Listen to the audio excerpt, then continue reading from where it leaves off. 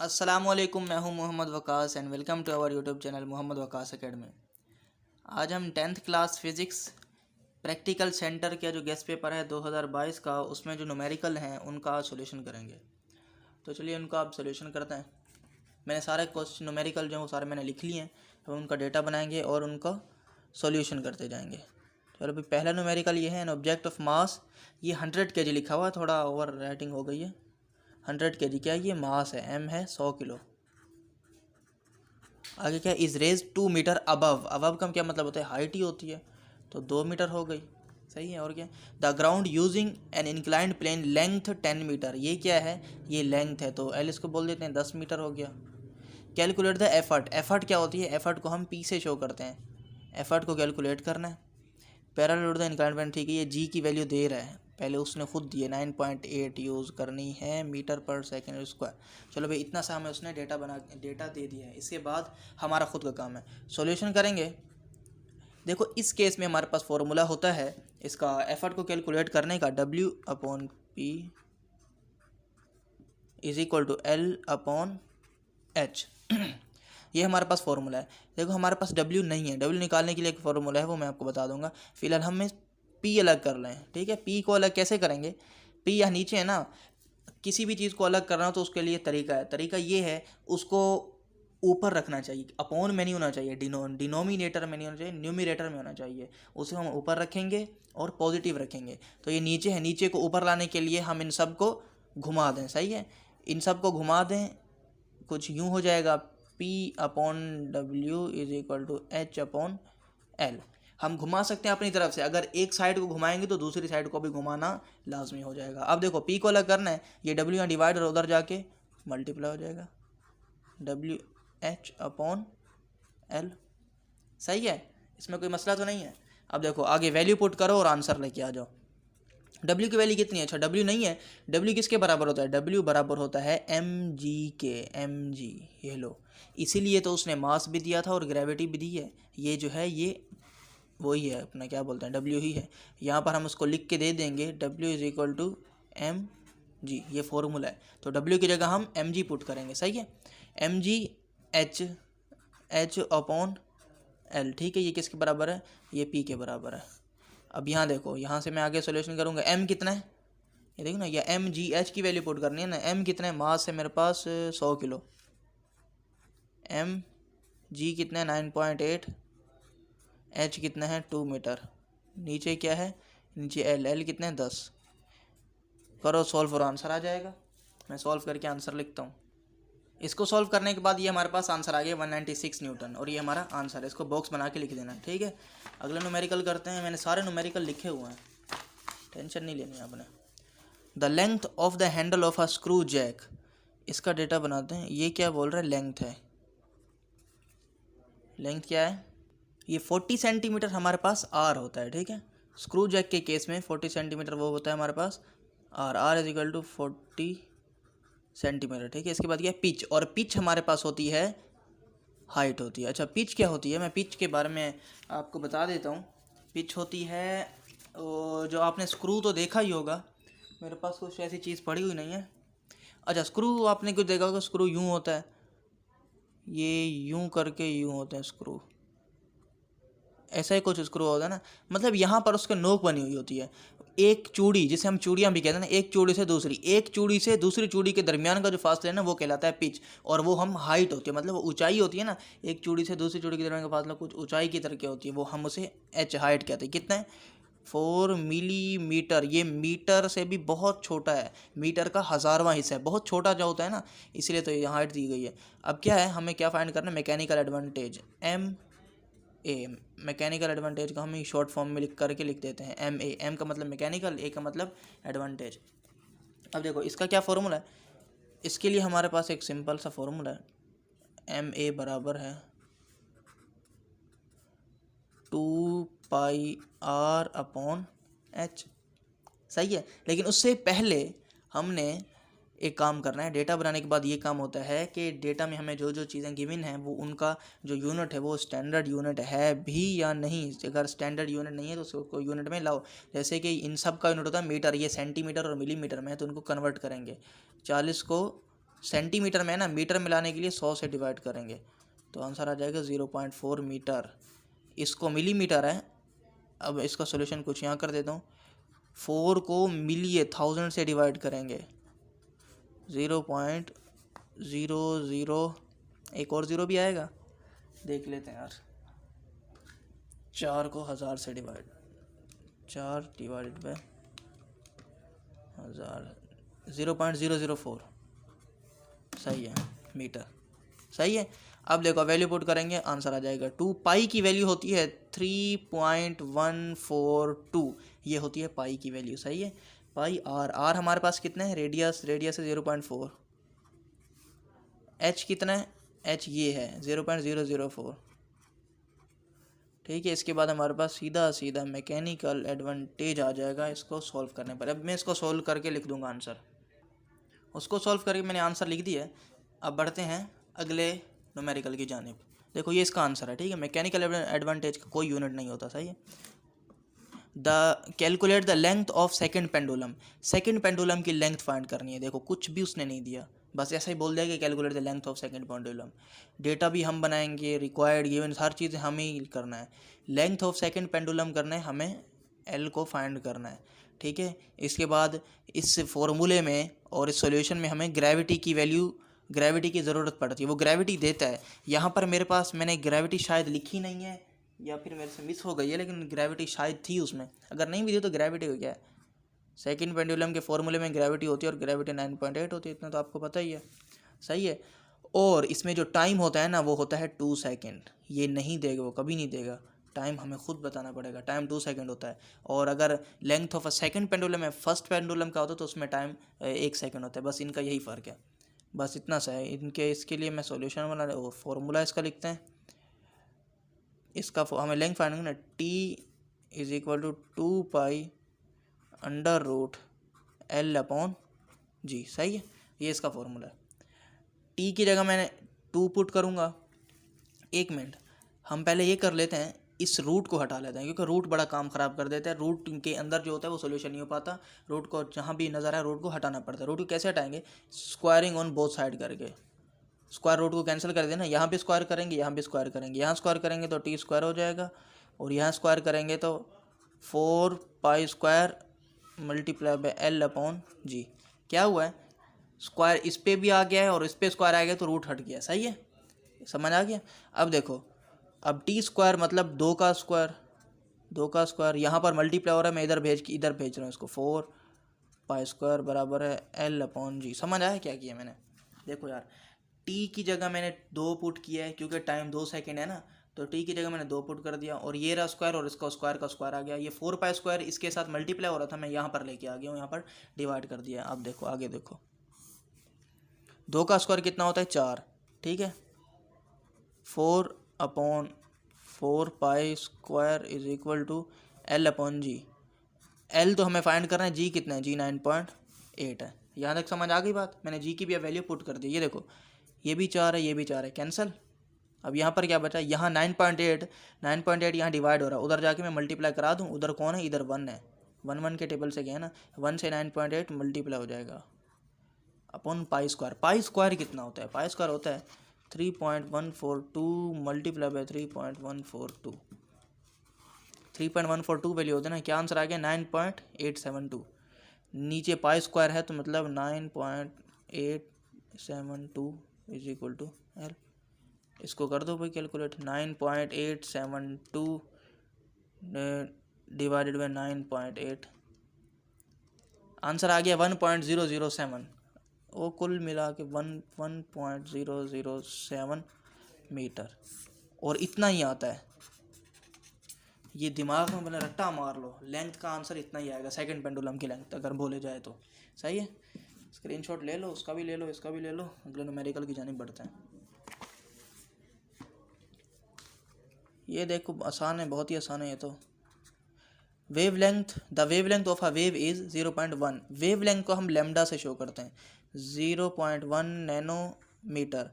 आगे क्या है, इट्स स्पीड इज, स्पीड मतलब v है, v कितनी है, 3 × 10⁸ मीटर पर second. What is the frequency, frequency को मालूम करना है, सही है। अब यहाँ देखो डेटा हमने बना लिया, डेटा के बाद हम करने जा रहे हैं सॉल्यूशन। सॉल्यूशन से पहले डेटा को चेक करो, डेटा में जो जो चीज़ें गिवन है उनका यूनिट सही है। नैनोमीटर, नैनो नहीं होता मीटर होता है, तो नैनो को हटाएंगे। नैनो को कैसे हटाएंगे, इसको मल्टीप्लाई कर देंगे 10⁻⁻9 से, बस इतना करके छोड़ देंगे, सही है। एन का जो मतलब है वो 10⁻⁻9 है। अब देखो फॉर्मूला क्या है, V = F लैम्डा। हमें फ्रीक्वेंसी को मालूम करना है, जिस चीज़ को मालूम करते हैं ना उसे वहीं रखते हैं, उसके साथ जो चीज़ें जो भी हो रही हैं उसको तरीके से उस तरफ भेजते हैं। हमें फ्रीक्वेंसी मालूम करना है, फ्रीक्वेंसी को यहीं रखूँगा, ये जो लैम्डा मल्टीप्लाई हो रहा है उधर जाके डिवाइड हो जाएगा, ये देखो समझ आ गया, सही है। अब देखो V कितना है, V ये है, यहाँ कर लेता हूँ यार, यहाँ कर लेता हूँ, V/λ। V कितना है, V ये रहा 3 × 10⁸ लैम्डा कितना है, ये रहा 0.1 × 10⁻⁻9 बराबर है F के, सही है। कैलकुलेटर में डालेंगे तो हमारे पास आंसर आ जाएगा। मैं कैलकुलेटर में डाल के आंसर लेके बताता हूँ। यार ये मैंने कैलकुलेटर में पुट किया है, देखो कुछ वैल्यू यूँ पुट की है मैंने, सही है, बिल्कुल वैसे लिख की, तो ये मेरे पास आंसर आ गया 3 × 10⁻18। 3 × 10⁻18, इसका यूनिट होता है हर्ट्ज, HZ। बस बॉक्स बनाना है, आंसर है हमारे पास। अगला करते हैं। The focal length of concave mirror F है हमारे पास, F कितना है 10 सेंटीमीटर। आगे क्या, where should an object be place as to get the real image. अच्छा मैग्नीफिकेशन है ट्वाइस, मतलब M है हमारे पास 2। इसमें मालूम क्या करना है हमें, where should an object be placed, मतलब हमें क्यू फाइंड करना है। जब वो बोले ना where should an object be placed, तो हमें क्यू फाइंड ही करना होता है, सही है। अच्छा इसमें थोड़ा बड़ा ख्याल करना है, क्योंकि इस जैसे में अगर P भी होता ना तब तो ज़िंदगी आसान थी, लेकिन P नहीं है तो अब थोड़ी मसला हो सकता है। इसका फॉर्मूला है कि ये है 1/F = 1/Q + 1/P, ये इसका फॉर्मूला है। हमें क्या फाइंड करना है, हमें 1/Q को एक साइड पे कर लेते हैं, 1/F को इधर ले आएंगे, सही है, बल्कि 1/P को ही उधर लेके जाते हैं, क्योंकि जिसको मालूम करना है वो तो वहीं रहता है। इसको 1/P यहाँ प्लस है, उधर जाके माइनस हो जाएगा, 1/F - 1/P, ठीक है। अब देखो F कितना है, F है मेरे पास 10, और P कितना है, P की जगह मैं P ही लिखूँगा। अब देखो इनका एलसीएम ले लो, P - 10/10P, सही है। अब देखो यहाँ से हम Q की वैल्यू फाइंड कर सकते हैं। यार यहाँ हमने एक मिस्टेक कर दी है, ये इस तरह से नहीं होगा। इस फॉर्मूले के लिए हमें 2 चीज़ों का होना ज़रूरी है, P या Q का होना ज़रूरी है F के लिए, क्योंकि ना हमारे पास P है ना Q है। इनमें से कोई एक चीज़ हो तो ये फॉर्मूला लगाएंगे, अगर ये चीज़ नहीं है तो ये फॉर्मूला नहीं लगाएंगे। तो हम फॉर्मूला डेटा बना लिया, अब डेटा के बाद मैं काम करता हूँ। डेटा के बाद हम मैग्नीफिकेशन का फॉर्मूला लगाएंगे Q/P, ठीक है। M कितना है हमारे पास, M है 2। अच्छा 2, और ये देखो P, या हमें Q को फाइंड करना है ना, Q को अलग कर लेते हैं। P यहाँ डिवाइड हो रहा है, उधर जाके मल्टीप्लाई हो जाएगा, तो 2P बराबर है Q के। बात समझ आ गई, इतना सब समझ गए। Q = 2P। अब Q की वैल्यू यहाँ पुट करेंगे इस फॉर्मूले में, 1/, अच्छा F, तो ये फॉर्मूला चलो लिख लेता हूँ, 1/F = 1/P + 1/Q। F कितना है, F है 10, P कितना है, P हमारे पास, अच्छा P ही है, P नहीं है। Q कितना है, देखो Q की वैल्यू हम 2P पुट करेंगे, सही है। अब ले लो यहाँ का एलसीएम ले लो, यहाँ से P निकाल लेंगे, ये हो जाएगा 2P + P/2P²। एलसीएम लिए मैंने और कुछ नहीं किया, सही है। 1/10 = ये हो जाएगा 3P/2P²। 1/10 = ये देखो ऊपर एक P नीचे एक P से कैंसिल, 3/2P, ये देखो। अब यहाँ ये वाला 2P वहाँ चला जाएगा, मैं लाइन खींच लेता हूँ। यार मुझे पता नहीं था कि इतना बड़ा होने वाला है, वरना मैं इसके लिए 1.5 पेज ही छोड़ता। ये 2P है, यहाँ पर आ जाएगा, और बस यहाँ इसको यहाँ पर और 10 को यहाँ, कुछ क्रॉस में मल्टीप्लाई हो जाएंगे, ये यहाँ और ये यहाँ, सही है, मैंने क्रॉस लगा दी, ये यहाँ और ये यहाँ, ये यहाँ ये यहाँ मल्टीप्लाई हो जाएंगे। 1 2P से मल्टीप्लाई होगा तो 2P आएगा, और 3 10 से मल्टीप्लाई होकर अभी होगा मल्टीप्लाई, अभी करवा रहे हैं। देखो बात समझ आ गई क्या किया मैंने, नीचे वाले 2P को ऊपर 1 के पास मल्टीप्लाई कराने के लिए लेके गया हूँ, 10 को इधर 3 के पास मल्टीप्लाई कराने के लिए लेके गया हूँ। 2p बराबर है 10, 3 से होगा तो 30, p बराबर है, देखो 2 यहाँ डिवाइड हो रहा है, इधर 2 यहाँ मल्टीप्लाई हो रहा है, इधर आके डिवाइड हो जाएगा, 3 से डिवाइड होगा तो आंसर आएगा 15 सेंटीमीटर। p मेरे पास आ गया, सही है। अब देखो p मैं यहाँ पुट करूँगा, p यहाँ पुट करूँगा तो q आ जाएगा। देखो कुछ इस तरह, q इज इक्वल टू, ये है ना, इसको मैं उठा रहा हूँ, q is equal to 2p है, यहाँ पर आपने देख सकते हैं ऐसा है। अब देखो यहाँ p की वैल्यू पुट करूँगा, q आ जाएगा 2 मल्टीप्लाई बाय 15, तो q बराबर है 30 के, और ये हमारा फाइनल आंसर है। बड़ा यार अजीब सा सवाल है ये, इसकी यार भरपूर प्रैक्टिस करो, ऐसे ही सवाल आते हैं, बिल्कुल इसी तरह से सवाल आता है। मैं तो कहता हूँ इसको रट्टा मार लो, एक ही सवाल आता है, इसको बस अच्छे से तैयार करो। अगले न्यूमेरिकल की जानिब बढ़ते हैं। अबे यार पेज छोड़ा हुआ तो था मैंने, खाम में ऐसी घिच कर दी यहाँ पर। चलो यार मैनेज कर लेना आप, ठीक है। पेज छोड़ा हुआ है मैंने समझा आगे मैंने नहीं छोड़ा हुआ। चलो यार खैर है। The speed of light in water is, इसका डेटा बनाते हैं। Speed of light in water v है, कितनी है 2.25 10 की पावर 5। यार वो मोबाइल में मेरे पास जो पेपर हैं उन मुझे ठीक से पता नहीं चल रहा था पावर 5 है या नहीं है। चलो तरीका मैं आपको बता देता हूँ, आप इस तरह से तो कर ही लोगे ना, जैसे भी आगे आप कर ही लेंगे। तरीका तो यही है, वैल्यू आगे पीछे हो सकती है। स्पीड ऑफ लाइट बराबर what is the index of refraction. अच्छा यहाँ पर एक और, अच्छा इंडेक्स ऑफ यहाँ पर एक और चीज़ होती है। ये तो वेलोसिटी कौन सी होगी, speed of light in water. यहाँ पर speed of light in air भी होती है, जिसे हम c से शो करते हैं, और वो कांस्टेंट ही है 3 × 10⁸ मीटर पर सेकेंड। ये कांस्टेंट है, इससे चेंज नहीं होती। हमें क्या फाइंड करना है, index of refraction. Index of refraction को ना कुछ यूँ करके शो किया जाता है, n करके शो किया जाता है, सही है। इसका फॉर्मूला है, सॉल्यूशन करते हैं इसको। सॉल्यूशन करने से पहले देखो ये किलोमीटर पर सेकंड है, किलोमीटर नहीं मीटर पर सेकंड, इसको 1000 से मल्टीप्लाई कराना पड़ेगा। ये कुछ 2.25 मल्टीप्लाई बाय 10 की पावर 5 मल्टीप्लाई बाय 1000 मीटर पर सेकंड। इसको 1000 से मल्टीप्लाई करो तो क्या आंसर आएगा, इसका आंसर बस इसमें 3 और ऐड हो जाएंगे, 5 है तो 8 हो जाएगा मीटर पर सेकंड, सही है। समझ आ गया। आप देखो इसका फॉर्मूला है n is equal to c/v।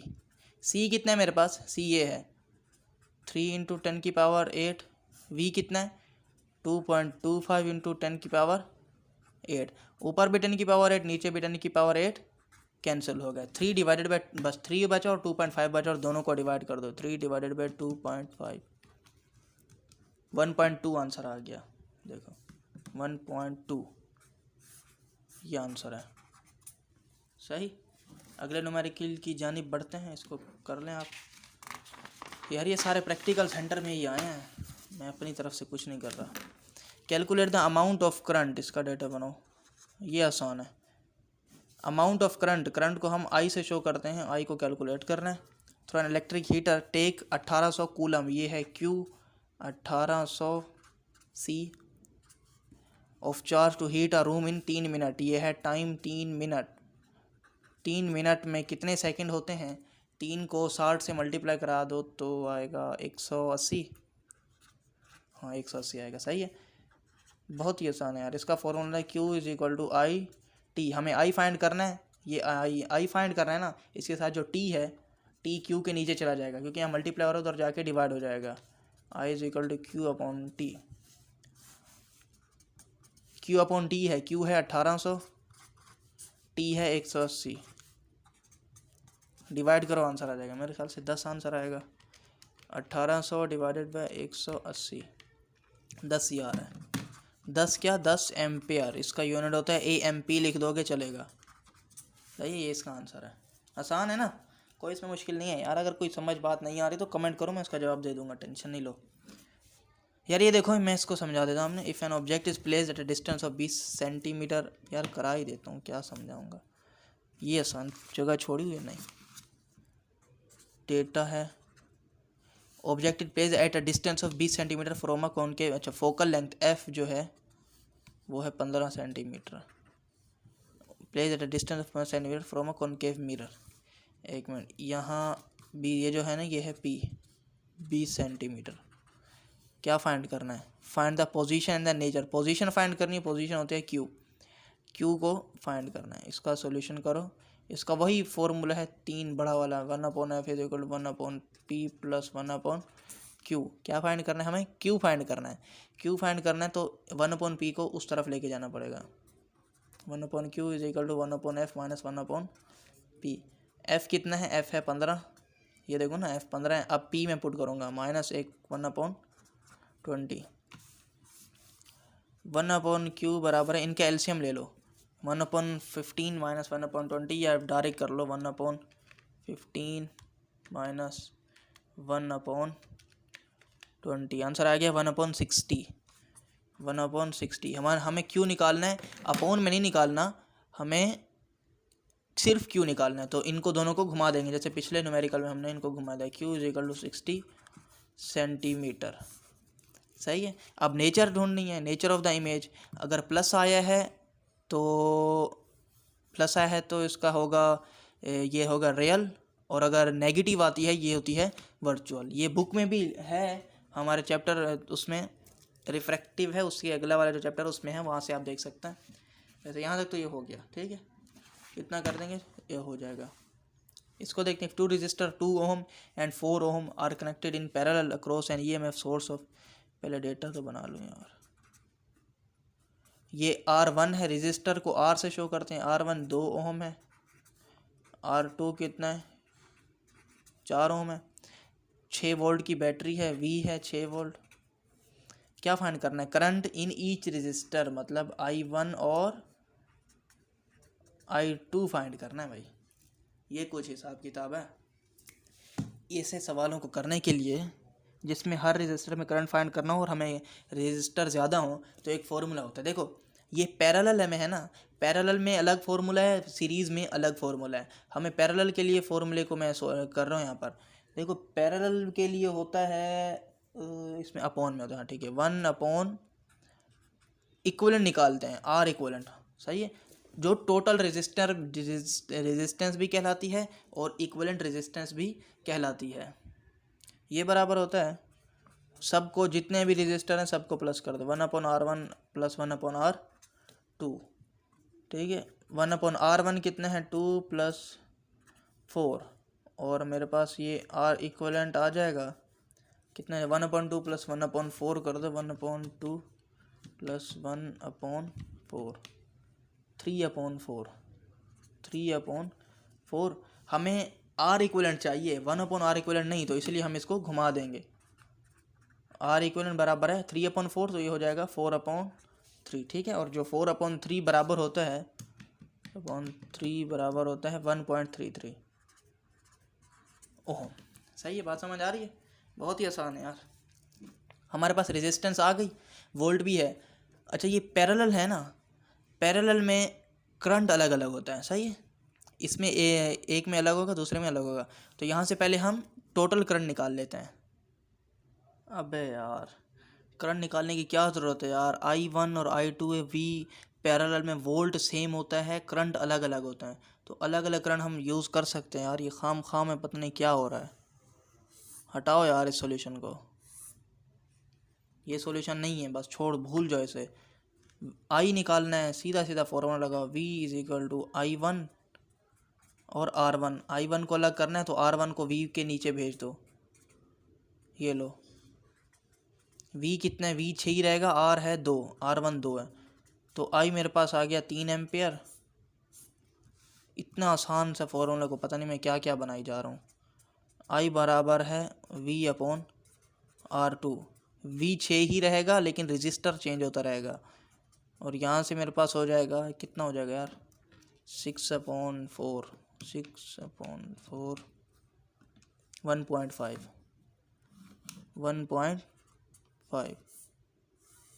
यार। ये है, देखो यार क्या किया, कुछ भी सिंपल है यार। सही है।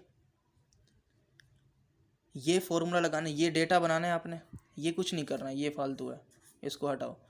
V is equal to IR, यहाँ से मैंने I को अलग कर लिया, V/R1। ये है I1, सही है, ये I1 है और ये I2 है। I1 बराबर है V/R1, तो v की वैल्यू v 6 ही रहेगा, R1 और R2 चेंज होते रहेंगे। यहाँ से I1 की वैल्यू आ गई और यहाँ से I2 बराबर है V/R2, यहाँ से I2 की वैल्यू आ गई। तो अब हम करते हैं अगले न्यूमेरिकल को। इस न्यूमेरिकल को देखते हैं यार, ये बहुत ही आसान है। इन अ न्यूक्लियर रिएक्शन एनर्जी है, ये इतनी एनर्जी है, डेटा बना रहा हूँ, E बराबर है 9 × 10⁻16 जूल। अब जो पेपर मेरे पास आया है प्रैक्टिकल सेंटर वालों का, उसमें 16 और 11 का यार पता नहीं चल रहा था, तो मुझे ऐसा लगा कि ये 16 ही है, तो आप मैनेज कर लेना। 16 joule is release how much mass. अच्छा, मास को मालूम करना है, मास कितना है, बस मास कन्वर्ट इनटू एनर्जी। इसमें एक और चीज़ हमें खुद से जहन में रखनी पड़ेगी, वो क्या होगी, वो होगी स्पीड ऑफ लाइट, 3 × 10⁸ मीटर पर सेकेंड। जैसे वो रिफ्रैक्टिव इंडेक्स वाले में ये सी याद रखना है ना, इसमें भी ये सी याद रखना है। सही है। सॉल्यूशन है इसका फॉर्मूला है E = mc²। यहाँ से हमें क्या फाइंड करना है, हमें मास फाइंड करना है। मास फाइंड करना है तो ये जो C है ये E के नीचे चला जाएगा, E/c² बराबर है m। सही है। E कितने हमारे पास, E ये है, E के नीचे ये मैं डाल दूंगा 9 × 10⁻16 अपॉन 3 × 10⁸8। ये देखो 3 × 1 = 3, 3 × 3 = 9, ये 10⁸8 और ऊपर 10⁻16 है, 16 कटेगी और 8 बच जाएगी। कुछ समझ आई बात। मास कितना है, 3 × 10⁸8। सही है। क्या है, kg। इतना मास एनर्जी में कन्वर्ट हो जाएगा। ये हमारे पास आंसर है। यार ये समझ नहीं आया तो कैलकुलेटर में कराना, हो जाएगा। नीचे 10⁸8 थी, ऊपर 10⁸16 थी, तो 10⁸8 ने 16 को काट के 8 कर दिया, और नीचे 3 × 1 = 3, ऊपर 3 × 3 = 9। सिंपल है यार, आंसर है। Calculate the amount of work. यहाँ पर हमें वर्क को फाइंड करना है। कैरिंग अ चार्ज, चार्ज क्या होता है, क्यू होता है, मैंने पीछे बताया है, 2.5 mu coulomb from A to B। A is a distance of VA। VA कितना है, 60 वोल्ट। VB बराबर है 10 वोल्ट। सबसे पहले तो हमने टोटल वोल्ट निकालना है, VT कितना हो जाएगा, टोटल इन दोनों को ऐड करके लिख दो 70 बस। ये देखो यहाँ -60 है और यहाँ +10 है, इससे कुछ लेना देना नहीं है यार। करंट प्लस माइनस नहीं होता, करंट होता है, ये वोल्ट ही होता है बस। सही है। यहाँ पर हमें क्या फाइंड, वर्क फाइंड करना था, और यहाँ से सोल्यूशन करो इसका। यार डेटा की हेडिंग मैंने नहीं डाली यार, डाल लेना। अच्छा एक मिनट, म्यू बराबर होता है 10⁻2.5 × 10⁻6। सही है। म्यू को हम हटाएंगे और 10⁻6 लगाएंगे, तो इसका फॉर्मूला आ जाएगा W = यार इसका फॉर्मूला होता है Q = यार इसका फॉर्मूला W = Q कितना है, 2.5 × 10⁻6। वोल्ट कितना है, 70 है। इसको इससे मल्टीप्लाई करो, आंसर आ जाएगा। 70 को 2.5 से मल्टीप्लाई करा दो, 175 × 10⁻6 क्या, जूल।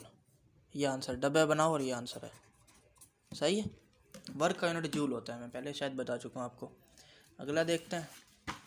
ये क्या है यार, ये वो बड़े वाला फॉर्मूला, यहाँ हमें F निकालना है, P भी पता है, Q भी पता है। बड़े वाले फॉर्मूले में ना पुट करेंगे तो आ जाएगा। यार बहुत टाइम, वीडियो ज़्यादा लंबी हो गई है, मैं ये नहीं कर रहा, बस दिखा रहा हूँ। देखो इस फॉर्मूले में ये रहा 1/F 1/P + 1/Q 1/5 + 1/10 करेंगे तो F आ जाएगा। सही है, मैं ये कर रहा हूँ। Potential difference between the capacitor is, data है इसका। पोटेंशियल डिफरेंस V होता है, V है 750। In each plate there is a charge, मतलब Q 0.006 C कूलम। C का मतलब कूलम है, Q का मतलब चार्ज है। Find the capacitance of a capacitor. Capacitance of a capacitor C होती है। अब C एक और चीज़ भी होती है, स्पीड ऑफ लाइट, जो कि मैंने यहाँ पर लिखी है, ये रही C। ये C नहीं, कैपेसिटेंस ऑफ कैपेसिटर को भी C ही कहते हैं, बड़ा C। वो छोटा C और ये बड़ा C है। यहाँ पर इसका बहुत ही आसान सा फॉर्मूला है, Q = CV। Q = CV। हमें क्या निकालना है, C निकालना है। V इसके साथ मल्टीप्लाई हो रहा है, उधर जाके डिवाइड हो जाएगा, मतलब Q के नीचे चला जाएगा। Q/V बराबर है C। Q कितना है, 0.006 और V कितना है, 750। इसको सॉल्व करो तो हमारे पास C आ जाएगा, 0.006 / 750। 0.006 / 7, 8 इंटू 10⁻⁻6 हो गया। कैपेसिटेंस ऑफ कैपेसिटर इतनी होती है। ये हमारे पास आंसर है यार। हो गया यार, सारे हमने न्यूमेरिकल कर लिए, इसके अलावा कोई और न्यूमेरिकल नहीं है। अब मेरे पास मैट्रिक क्लास के और भी इम्पोर्टेंट चीज़ें हैं, और मॉडल पेपर को भी मैंने सॉल्व कराया हुआ है। मॉडल पेपर के भी न्यूमेरिकल आप देख सकते हैं उसमें से। मैं लिंक इस डिस्क्रिप्शन में दे दूंगा, और भी इम्पोर्टेंट जो मैंने टॉपिक करा है उनका भी लिंक डिस्क्रिप्शन में दे दूंगा। और आप मेरे चैनल की प्लेलिस्ट में जाके 10 क्लास की प्लेलिस्ट देखें, उसमें बहुत सारी इंपॉर्टेंट चीज़ें हैं, उससे आपको बहुत नॉलेज मिल सकती है और पेपर के लिए आसानी हो सकती है।